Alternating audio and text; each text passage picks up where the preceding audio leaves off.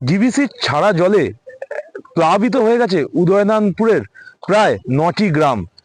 আমি এই মুহূর্তে দাঁড়িয়ে রয়েছি সুবলচক এলাকায়। সুবলচক এলাকায় একেবারে মাঠের মধ্যে রয়েছি।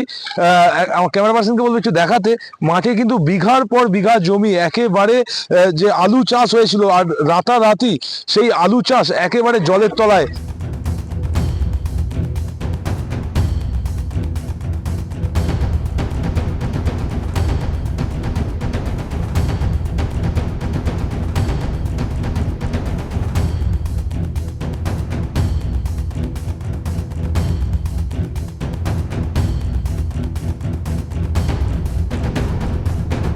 হঠাৎ করে জলে এতভাবে চাষিদের ক্ষতি হয়েছে, মানে সেটা ভাষায় প্রকাশ করা যাবে না।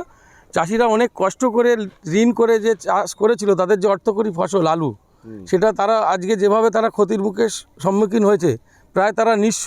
মানে 100% আলুর মধ্যে ধরুন 90% আলু জলের তলায় এখন রয়ে গেল, যার ফলে চাষিরা এখন বলতে গেলে পথের ভিখারি। কেন, রিসেন্ট বন্যা হয়ে 6 মাস আগে ধান ডুবে গেছে, ফসল নষ্ট হয়েছে, তার উপরেও আবার এই আলু নষ্ট হয়ে গিয়ে মানুষ একদম মানে পথের ভিখারি হয়ে গেছে। জানি না, প্রশাসনিকভাবে আমরা আমাদের আশ্রমের তরফ থেকে বা গ্রামের বাসিন্দা হিসাবে মানুষকে অনেক নিবেদন করছি। কতগুলো গ্রাম রয়েছে এখানে? গ্রাম অনেক আছে, কিন্তু মূলত বলাইচকটার উপরেই বেশি মানে কোপ পড়েছে, মানে প্রকৃতিরই বলি বা ডিবিসিরই বলি, যার ফলে এই গ্রামেরটা পুরো নিঃস্ব হয়ে গেল। এখন তাদেররা কীভাবে আর্থিক দিকে তারা দাঁড়াবে সেটা প্রশাসনিকের কাছেও আবেদন করা হয়েছে। চাষিদের কিন্তু মাথায় হাত।